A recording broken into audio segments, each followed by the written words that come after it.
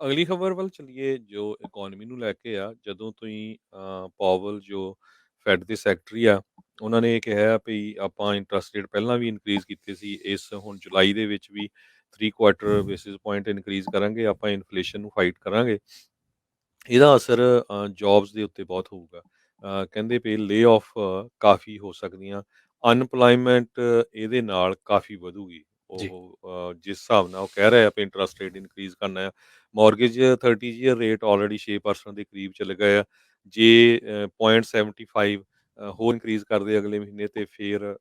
7 ਦੇ ਲਾਗੇ ਛਾਗੇ ਤੇ ਫਿਰ ਉਹ ਸਤੰਬਰ ਚ ਕਹਿੰਦੇ ਅੱਧਾ ਪਰਸੈਂਟ ਇਨਕਰੀਜ਼ ਕਰਨਾ ਤੇ ਹੋਰ ਵੀ ਉੱਪਰ ਚਲੇ ਜਾਊਗਾ ਜੀ। ਕੱਲ ਉਹਨਾਂ ਨੇ ਇੱਕ ਕੁਐਸਚਨ ਆਨਸਰ ਦੇ ਦੌਰਾਨ ਇਹ ਵੀ ਦੱਸਿਆ ਸੀ ਵੀ ਜਿਹੜੇ ਨਵੇਂ ਘਰਾਂ ਦੇ ਵਾਇਰ ਹੈਗੇ ਆ ਯੰਗ ਲੋਕ ਆ ਉਹਨਾਂ ਨੂੰ ਮੈਂ ਇਹੀ ਕਹਿਣਾ ਚਾਹੁੰਦਾ ਆ ਵੀ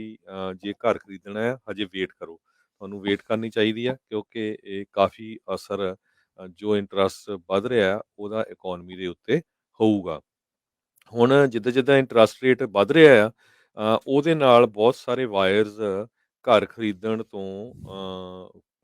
ਘਰ ਨਹੀਂ ਖਰੀਦ ਸਕਣਗੇ ਕਿਉਂਕਿ ਇੱਕ ਟਾਈਮ ਦੇ ਉੱਤੇ 2.5 ਜਾਂ 3% ਇੰਟਰਸਟ ਰੇਟ ਸੀ ਹੁਣ 6 ਹੋ ਗਿਆ ਡਬਲ ਆਲਮੋਸਟ ਹੋ ਗਿਆ ਤੇ ਉਹਦੇ ਨਾਲ ਪੇਮੈਂਟ ਦਾ ਬਹੁਤ ਜ਼ਿਆਦਾ ਫਰਕ ਪੈਂਦਾ ਹੈਗਾ ਤੇ ਆਉਣ ਵਾਲੇ ਸਮੇਂ 'ਚ ਇੰਟਰਸਟ ਰੇਟ ਹੋਰ ਵਧਣੇ ਹੈਗੇ ਆ ਸੋ ਬਹੁਤ ਸਾਰੇ ਇਕੋਨੋਮਿਸਟ ਇਹ ਵੀ ਕਹਿ ਰਹੇ ਆ ਕਿ ਦਸੰਬਰ ਤੋਂ ਬਾਅਦ ਘਰਾਂ ਦੀਆਂ ਪ੍ਰਾਈਸਿਸ ਕਾਫੀ ਡਿੱਗਣੀਆਂ ਸ਼ੁਰੂ ਹੋ ਜਾਊਗੀਆਂ ਕਿਉਂਕਿ ਇੰਟਰਸਟ ਰੇਟ ਵੱਧ ਜਾਊਗਾ ਸੋ ਬਾਇਰ ਕਾਫੀ ਘਟ ਜਾਣੇ ਆ ਇਸ ਜਿਹੜੇ ਪਾਵਿਲ ਆ ਫੈਡਰਲ ਰਿਜ਼ਰਵ ਬੋਰਡ ਦੇ ਉਹਨਾਂ ਦੀ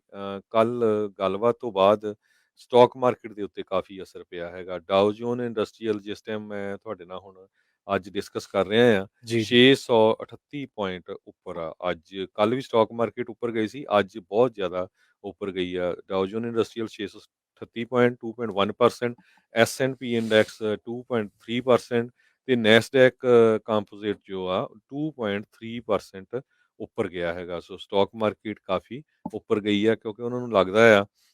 ਵੀ ਹੁਣ ਇਨਫਲੇਸ਼ਨ ਦੇ ਉੱਤੇ ਹੌਲੀ ਹੌਲੀ ਕੰਟਰੋਲ ਹੋ ਜਾਊਗਾ ਜੇ ਮਾਰਗੇਜ ਇੰਡਸਟਰੀ ਦੇ ਨਾਲ ਗੱਲ ਕਰਦੇ ਜਾਈਏ ਵੈਲਸ ਫਾਰਗੋ ਨੇ ਕਾਫੀ ਲੋਕ ਲੇ ਆਫ ਕਰ ਦਿੱਤੇ ਆ ਜੋ ਉਹਨਾਂ ਦੀ ਮਾਰਗੇਜ ਡਿਪਾਰਟਮੈਂਟ ਨੂੰ ਹੈਂਡਲ ਕਰਦੇ ਸੀ ਹੂੰ। ਲੇ ਆਫ ਜੋਰਾਂ ਸ਼ੋਰਾਂ ਤੇ ਸ਼ੁਰੂ ਹੋ ਗਈ ਹੈਗੀ ਆ ਜੀ। ਅੱਜ ਬੇਰੀਏ ਦੇ ਇੱਕ ਬਿਜ਼ਨਸ ਜਰਨਲ ਆ ਸਿਲੀਕਨ ਵੈਲੀ ਬਿਜ਼ਨਸ ਜਰਨਲ ਉਹਨਾਂ ਨੇ ਬਹੁਤ ਵੱਡਾ ਆਰਟੀਕਲ ਲਿਖਿਆ ਹੈਗਾ ਕਹਿੰਦੇ ਵੀ ਜਿਸ ਹਿਸਾਬ ਦੇ ਨਾਲ ਟੈਕਨੋਲੋਜੀ ਕੰਪਨੀਆਂ ਦੇ ਵਿੱਚ ਲੇ ਆਫ ਹੋ ਰਹੀ ਆ ਇਸ ਦਾ ਬੇਰੀਏ ਦੀ ਇਕਨੋਮੀ ਤੇ ਬਹੁਤ ਵੱਡਾ ਅਸਰ ਪਊਗਾ ਆਲਰੇਡੀ ਅਸਰ ਕਹਿੰਦੇ ਵੀ ਪਿਛਲੇ ਮਹੀਨਿਆਂ ਤੋਂ ਪੈਣਾ ਸ਼ੁਰੂ ਹੋ ਗਿਆ ਜਦੋਂ ਤੋਂ ਸਟਾਕ ਮਾਰਕੀਟ ਬਹੁਤ ਡਿੱਗ ਪਈ ਆ ਜੀ। ਕਿਉਂਕਿ ਲੋਕ ਹੁਣ ਆਪਣੇ ਪੈਸੇ ਘੱਟ ਖਰਚਣਗੇ ਕਿਉਂਕਿ ਬੇ ਏਰੀਏ ਦੇ ਵਿੱਚ ਮੈਜੋਰਟੀ ਚ ਜੌਬਸ ਟੈਕਨੋਲੋਜੀ ਨਾਲ ਰਿਲੇਟਡ ਆ ਉਹਨਾਂ ਨੂੰ ਬਹੁਤ ਸਾਰੇ ਸਟਾਕ ਕੰਪਨੀਆਂ ਆਫਰ ਕਰ ਦਿੰਦੀਆਂ ਤੇ ਹੁਣ ਸਟਾਕ ਮਾਰਕੀਟ ਲਗਭਗ 60% ਡਾਊਨ ਚਲੇ ਗਈ ਆ ਪਿਛਲੇ 4 ਮਹੀਨਿਆਂ ਦੇ ਵਿੱਚ ਜੀ। ਤੇ ਕਹਿੰਦੇ ਭਈ ਆਲਰੇਡੀ ਲੋਕਾਂ ਨੇ ਆਪਣੇ ਗਰੋਸਰੀ ਦੇ ਉੱਤੇ ਕਾਫੀ ਸ਼ਾਪ ਜਾਂ ਹੋਰ ਇਦਾਂ ਦੇ ਜਿਹੜੇ ਰੈਸਟੋਰੈਂਟ ਬਿਜ਼ਨੈਸਸ ਆ ਉਹਦੇ ਤੇ ਮਨੀ ਸਪੈਂਡ ਕਰਨਾ ਘਟਾ ਦਿੱਤਾ ਹੈਗਾ ਸੋ ਇਹਦਾ ਅਲਟੀਮੇਟਲੀ ਇਹਦੇ ਤੇ ਅਸਰ ਪਊਗਾ ਸੋ ਲੋਕ ਆਪਣੇ ਘਰਾਂ 'ਚ ਕਹਿੰਦੇ ਖਾਣਾ ਬਣਾਉਣਾ ਸ਼ੁਰੂ ਕਰ ਦਿੱਤਾ ਆ ਆਪ ਕੰਮ ਕਰਨੇ ਬਹੁਤ ਸ਼ੁਰੂ ਕਰ ਦਿੱਤੇ ਆ ਸੋ ਬੇ ਏਰੀਏ ਦੇ ਵਿੱਚ ਹੂੰ। ਜੇ ਅਸਰ ਪੈਂਦਾ ਤਾਂ ਬੇ ਏਰੀਏ ਦੀ ਰੀਅਲ ਸਟੇਟ ਮਾਰਕੀਟ ਤੇ ਵੀ ਇਹਦਾ ਅਸਰ ਪਊਗਾ ਕਿਉਂਕਿ ਬੇ ਏਰੀਏ ਦੇ ਵਿੱਚ ਮੈਜੋਰਟੀ ਜੋ ਲੋਕ ਘਰ ਖਰੀਦਦੇ ਸੀ ਉਹ ਟੈਕਨੋਲੋਜੀ ਇੰਡਸਟਰੀ 'ਚ ਜੋ ਕੰਮ ਕਰਦੇ ਸੀ ਕਿਉਂਕਿ ਦੂਜਿਆਂ ਲਈ ਤਾਂ ਅਫੋਰਡ ਕਰਨਾ ਇੰਨਾ ਔਖਾ ਆ ਕਿਉਂਕਿ ਐਵਰੇਜ ਪ੍ਰਾਈਸ ਆਪਾਂ ਪਿਛਲੇ ਦਿਨਾਂ 'ਚ ਤੁਹਾਡੇ ਨਾਲ ਦੱਸਦੇ ਰਹੇ ਹਾਂ ਵੀ 1.6 1.7 ਮਿਲੀਅਨ ਬੇ ਏਰੀਏ ਦੇ ਵਿੱਚ ਐਵਰੇਜ ਘਰ ਦੀ ਪ੍ਰਾਈਸ ਇਸ ਟਾਈਮ ਤੇ ਹੋ ਚੁੱਕੀ ਹੈਗੀ ਆ ਜੀ ਅਗਲੀ ਖਬਰ ਵੱਲ ਚਲੀਏ ਤੇ ਅੱਜ ਆਪਾਂ ਇਜ਼ਰਾਈਲ ਤੋਂ ਆ ਰਹੀ ਆ ਇਜ਼ਰਾਈਲ ਨੇ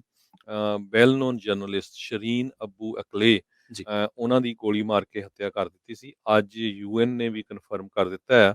ਵੀ ਯੂਐਨ ਦੇ ਆਫਿਸ ਹਿਊਮਨ ਰਾਈਟਸ ਗਰੁੱਪ ਵੱਲੋਂ ਵੀ ਐਲ ਜਜ਼ੀਰਾ ਦੇ ਜਰਨਲਿਸਟ ਸ਼ਰੀਨ ਅਬੂ ਅਕਲੇਸ਼ ਜੋ ਕਿ ਅਮਰੀਕਾ ਦੀ ਰਹਿਣ ਵਾਲੀ ਸੀ ਹੂੰ। ਉਹ ਇੱਕ ਜੋ ਉੱਥੇ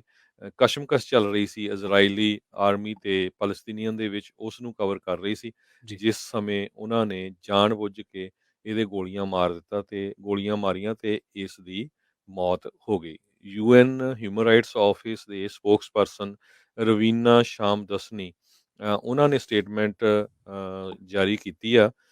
ਕਹਿੰਦੇ ਵੀ ਅਸੀਂ 100% ਸ਼ੋਰ ਆ ਵੀ ਇਜ਼ਰਾਈਲ ਨੇ ਗੋਲੀ ਮਾਰ ਕੇ ਇਸ ਜਰਨਲਿਸਟ ਦੀ ਜਿਹੜੀ ਹੱਤਿਆ ਕੀਤੀ ਹੈਗੀ ਆ। ਕਿਉਂਕਿ ਇਹ ਬਹੁਤ ਮਾੜੀ ਗੱਲ ਹੈਗੀ ਆ। ਇਹ ਜੋ ਜਰਨਲਿਸਟ ਸੀ ਉਸ ਜੋ ਇਜ਼ਰਾਈਲੀ ਰੇਡ ਕਰ ਰਹੇ ਸੀ ਪਾਲਸਤੀਨੀਅਨ ਲੋਕਾਂ ਦੇ ਉੱਤੇ, ਤੇ ਉਸ ਨੂੰ ਕਵਰ ਕਰ ਰਹੀ ਸੀ ਜਿਸ ਟਾਈਮ ਤੇ ਇਹਦੇ ਗੋਲੀਆਂ ਮਾਰੀਆਂ ਗਈਆਂ। ਅੱਬੂ ਅਕਲੇਸ਼ 51 ਸਾਲਾਂ ਦੀ ਪਾਲਸਤੀਨੀਅਨ ਅਮਰੀਕਨ ਬੀਬੀ ਆ, ਜਿਸ ਦੀ ਮਈ 11 ਨੂੰ ਇਜ਼ਰਾਈਲ ਦੀ ਫੌਜ ਵੱਲੋਂ ਗੋਲੀਆਂ ਮਾਰ ਕੇ ਵੈਸਟ ਬੈਂਕ ਦੇ ਵਿੱਚ ਹੱਤਿਆ ਕਰ ਦਿੱਤੀ ਗਈ ਸੀ। ਪਹਿਲਾਂ ਇਜ਼ਰਾਈਲ ਦੇ ਮਿਲਟਰੀ ਤੇ ਪ੍ਰਾਈਮ ਮਿਨਿਸਟਰ ਨੈਫਤਾਲੀ ਬੈਨਟ ਨੇ ਇਹ ਕਿਹਾ ਆ ਵੀ ਪਾਲਸਤੀਨੀਅਨ ਦੀ ਗੋਲੀਆਂ ਦੇ ਨਾਲ ਹੋ ਸਕਦਾ ਆ ਇਸ ਜਰਨਲਿਸਟ ਦੀ ਮੌਤ ਹੋਈ ਆ। ਪਰ ਇਹ ਸਾਰਾ ਕੁਝ ਝੂਠ ਹੀ ਨਿਕਲਿਆ ਤੇ ਹੁਣ ਯੂਐਨ ਨੇ ਵੀ ਕਨਫਰਮ ਕਰ ਦਿੱਤਾ ਹੈ ਵੀ ਇਜ਼ਰਾਈਲ ਇਸ ਦੇ ਲਈ ਜ਼ਿੰਮੇਵਾਰ ਆ। ਜੀ। ਇਹ ਖਬਰਾਂ ਦੇ ਅਪਡੇਟ ਅਮਰੀਕਾ ਦੇ ਇਸ ਬੁਲੇਟਿਨ ਦੇ ਵਿੱਚ ਆਪਾਂ ਹਮੇਸ਼ਾ ਗੱਲਬਾਤ ਜਦੋਂ ਵਰਲਡ ਨਿਊਜ਼ ਦੇ ਸੈਗਮੈਂਟ ਦੇ ਵਿੱਚ ਜਾਈਦਾ ਤੇ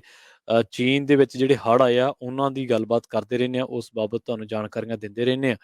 ਇਹਨਾਂ ਹੜ੍ਹਾਂ ਦੇ ਮਾਮਲਿਆਂ ਦੇ ਵਿੱਚ ਹੀ ਇੱਕ ਅਪਡੇਟ ਹੈ, ਉਹ ਇਹ ਹੈ ਕਿ ਚੀਨ ਦੇ ਜਿਹੜਾ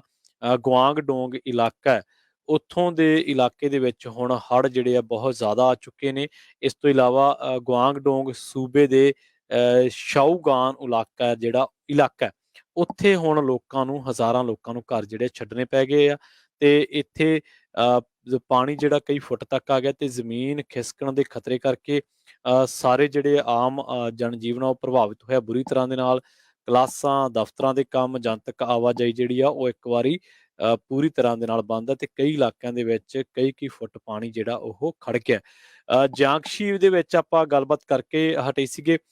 5 ਲੱਖ ਦੇ ਕਰੀਬ ਲੋਕ ਆ ਜਿਹੜੇ ਉਹਨਾਂ ਦੇ ਘਰਾਂ ਨੂੰ ਨੁਕਸਾਨ ਪਹੁੰਚਿਆ ਤੇ ਹੁਣ ਉਹਨਾਂ ਦੀ ਜ਼ਿੰਦਗੀ ਖਤਰੇ ਦੇ ਵਿੱਚ ਹੈ। ਸ਼ਾਓਗੁਆਨ,